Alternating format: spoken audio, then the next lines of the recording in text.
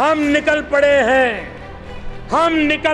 हैं प्रण करके, हम निकल पड़े हैं प्रण करके, अपना तन मन अर्पण करके, अपना तन मन अर्पण करके। जिद है, जिद है, जिद है, एक सूर्य उगाना है, जिद है, एक सूर्य उगाना है, अंबर से ऊंचा जाना है, अंबर से ऊंचा जाना है, एक भारत नया बनाना है, भारत नया बनाना है। नए भारत और विकसित भारत का संकल्प लिए केंद्र की मोदी सरकार हर क्षण नए कीर्तिमान स्थापित कर रही है। आज दुनिया भर के ताकतवर देश भारत की तरफ सम्मान, उम्मीद और आशा की नजर से देखते हैं। कई देश तो भारत को अपना सर्वोच्च सम्मान तक दे चुके हैं और दुनिया भर के राष्ट्राध्यक्षों में हमारे प्रधानमंत्री से मिलने की उत्सुकता देखने को मिलती है।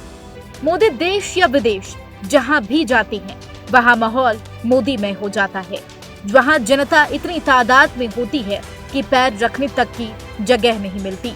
हर कोई बस एक बात पे ये मोदी का दीदार करना चाहता है। वहीं मोदी भी लोगों की नब्ज खूब जानते हैं। वो जहां भी जाते हैं वहां की परंपरा, संस्कृति, इतिहास, भाषा और खान पान का जिक्र करना नहीं भूलते। आपने पूछा है हाउडी मोदी, तो मेरा तो मन कहता है उसका जवाब यही है, भारत में सब अच्छा है।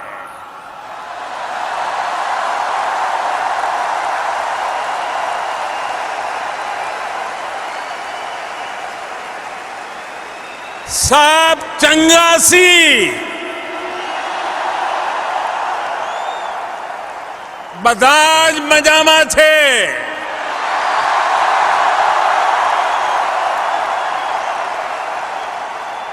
अंता बागुंदी,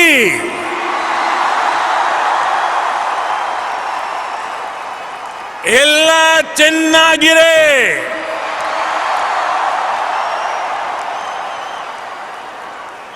एल्लाम सौकियम,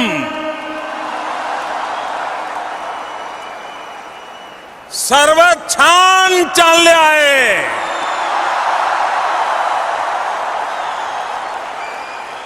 सब खूब भालो, सबू भल्ला अच्छी। यही चीज पीएम मोदी को अन्य राष्ट्रीय अध्यक्षों से अलग करती है और जनता को मोदी से कनेक्ट करती है। मोदी का यह ग्लोबल मैजिक हर भारतीय का अपना सीना चौड़ा करने का अवसर देता है। लेकिन भले ही मोदी शासन के सर्वोच्च पद पर है, लेकिन वो अपने आप को जनता का प्रधान सेवक और देश का चौकीदार ही मानते हैं। काम करना होता है, लेकिन उसके बाद फाइल जैसी चली जाती है, मैं प्रधानमंत्री नहीं रहता हूं, मैं सिर्फ और सिर्फ 130 करोड़ देशवासियों के परिवार का सदस्य बन जाता हूं। आप ही के परिवार के सदस्य के रूप में, एक प्रधान सेवक के रूप में जहां भी रहता हूं काम करता रहता हूं और आगे भी एक परिवार के सदस्य के नाते परिवार की आशा आकांक्षाओं से जुड़ना, 130 करोड़ देशवासियों का परिवार, यही सब कुछ है मेरी जिंदगी में।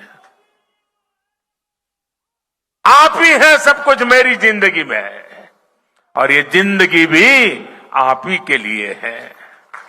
उद्योगों के साथ साथ हमारे अन्नदाताओं के लिए भी देश के इतिहास की सबसे बड़ी योजना पीएम किसान सम्मान निधि आज जमीन पर उतर गई है। इस योजना का लाभ बिहार के चौकीदार को गाली देने की कंपटीशन चल रही है। आप आश्वस्त रहिए, आपका ये चौकीदार पूरी तरह से चौकन्ना है। 26 मई 2014 को उगते सूर्य के साथ देश में नई सरकार का गठन हुआ। और नरेंद्र मोदी ने आजाद भारत में जन्म लेने वाले पहले प्रधानमंत्री के रूप में शपथ ली।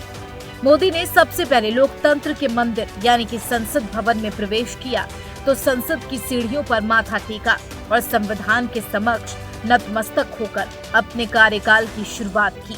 यह दृश्य हर भारतीय के लिए भावुक क्षण था, जिससे मोदी के प्रति लोगों का विश्वास बढ़ता गया।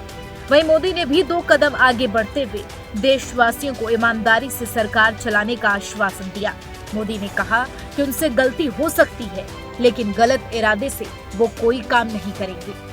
बद इरादे से, बदनीयत से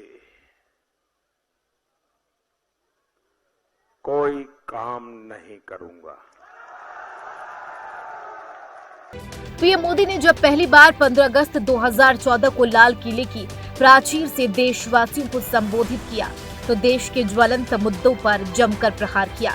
पीएम मोदी ने भ्रष्टाचार पर करारा वार करते हुए कहा कि देश में भ्रष्टाचार दीमक की तरह लगा हुआ है। मेरा क्या और मुझे क्या वाले कॉन्सेप्ट से बाहर आना ही होगा।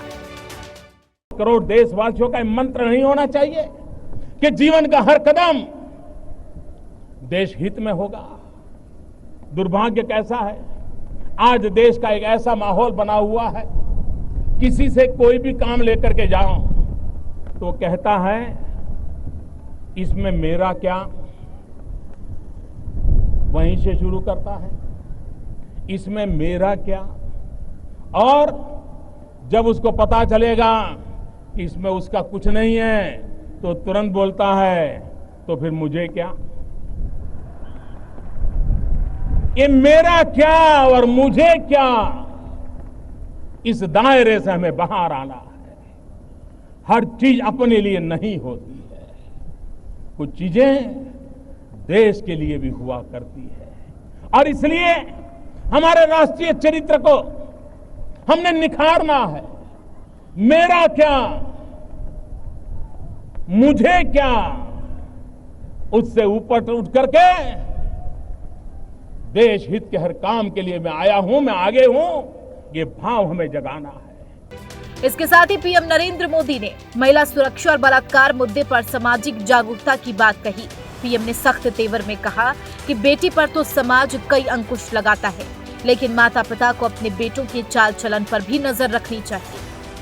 सरकार ने पैरेलल इकोनॉमी और भ्रष्टाचारी आतंकवादी की कमर तोड़ने के लिए 8 नवंबर 2016 को नोटबंदी जैसा कड़ा फैसला लिया तो लोगों को परेशानी तो हुई, बैंकों के बाहर लंबी लंबी लाइनें भी लगी, लेकिन ये पीएम मोदी पर लोगों का भरोसा ही था कि 135 करोड़ लोग देश की भलाई के लिए तकलीफ सहने को तैयार हो गए। और जब पीएम मोदी देशवासियों से 50 दिन देने की भावुक अपील की थी। पीएम मोदी सख्त कदम एडमिनिस्ट्रेटर तो है ही, साथ ही एक अच्छे मार्गदर्शक भी हैं। 10वीं और 12वीं के छात्रों के साथ वो संवाद कर उनके परीक्षा से भय से बचाव और परीक्षा के समय तनाव कम करने के टिप्स भी देते हैं। पीएम छात्रों को महापुरुषों से सीखने की अपील भी करते नजर आते हैं। वैसे कितनों को लगता है कि आपका आत्मविश्वास हिल जाता है? कितनों को लगता है? ये सवाल बहुत से बच्चों ने पूछा है और ये बिल्कुल सही सवाल है कि मेहनत में कोई कमी नहीं होती है। खुद ने भी मेहनत की होती है, अपने पेरेंट्स ने भी की होती है, टीचर्स ने भी की होती है, हमने भी ईमानदारी से की होती है। ऐसा नहीं कि भाई टीचर को अच्छा लगे या माँ बाप को अच्छा लगे इसलिए कर, ईमानदारी से की है। लेकिन एक चीज होती है, अगर आत्मविश्वास नहीं है तो कितने ही मेहनत की, क्लासरूम में बैठते हैं, एक शब्द याद आता है, ये भी आता है उस किताब में है, फिर याद आता है उस पेज पर है, फिर याद आता है उस पेज की 5वीं 6ठी लाइन में ही है, सब याद आता है, शब्द याद नहीं आता है। ऐसा होता है ना?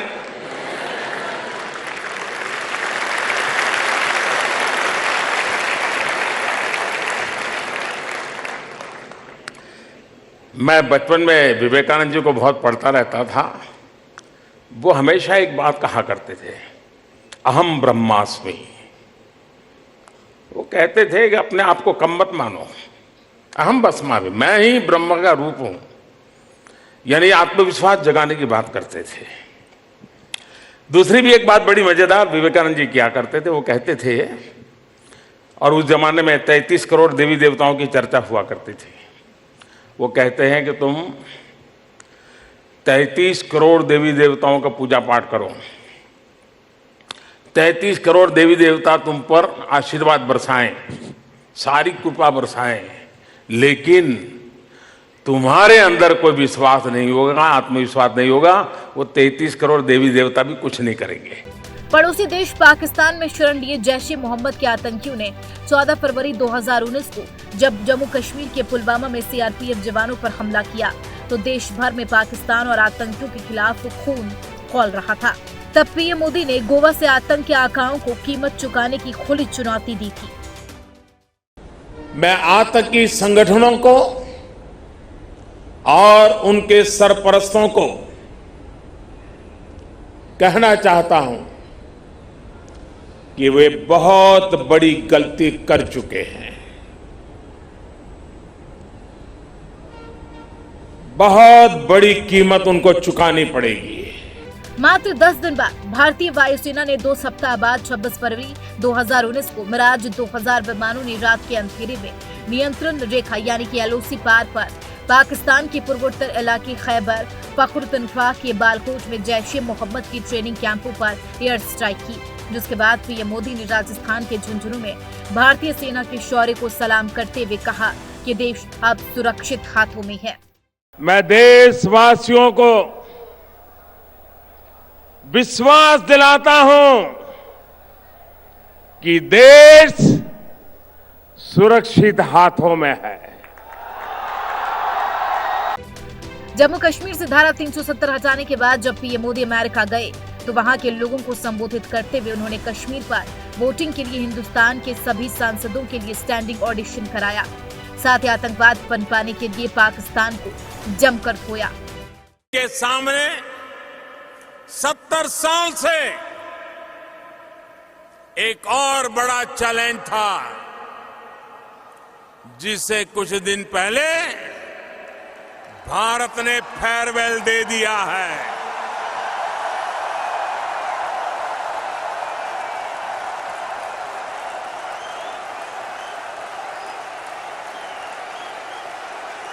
आप समझ गए?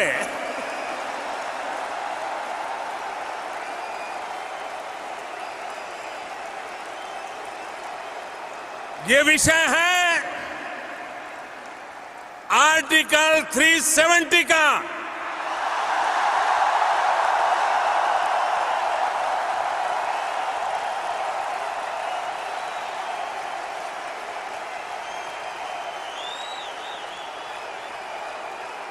आर्टिकल 370 ने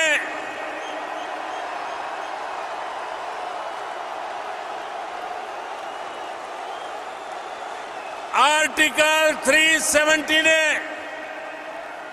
जम्मू कश्मीर और लद्दाख के लोगों को विकास से और समान अधिकारों से वंचित रखा था।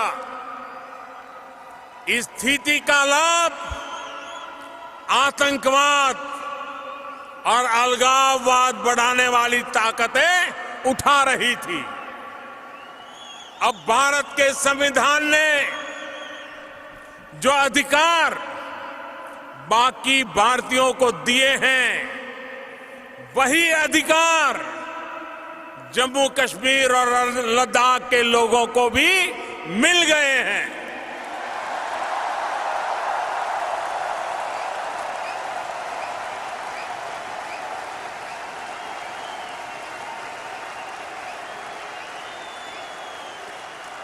वहां की महिलाओं, बच्चों, दलितों के साथ हो रहा भेदभाव खत्म हो गया है।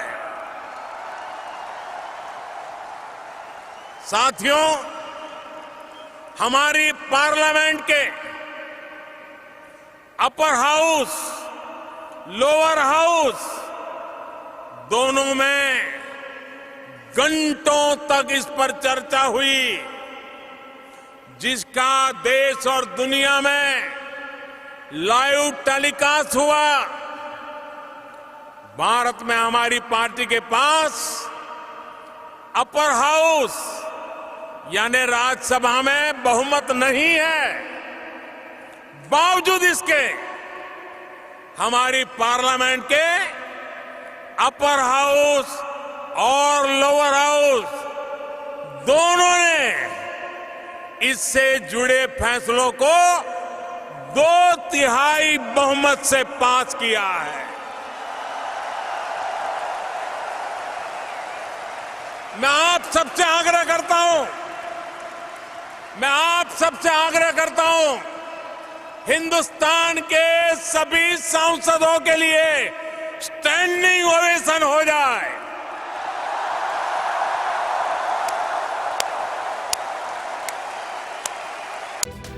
जब देश को नया संसद भवन मिला तो नए संसद भवन के प्रांगण में सांसदों के सामने पीएम मोदी कविता के जरिए नवीन भवन की जरूरत बताई। इस अमृत काल का आह्वान है, मुक्त मातृभूमि को नवीन प्राण चाहिए, नवीन पर्व के लिए नवीन प्राण चाहिए। मुक्त गीत हो रहा नवीन राग चाहिए, नवीन पर्व के लिए नवीन प्राण चाहिए। पीएम मोदी की लोकप्रियता की वजह से केंद्र में पहली कोई ऐसी सरकार बनी जो पहले से ज्यादा संख्या बल के साथ दोबारा सत्ता में आई। पीएम के भाषण देने की कला के भारतीय सहित दुनिया वाले भी कायल हैं। Bureau report, TNP।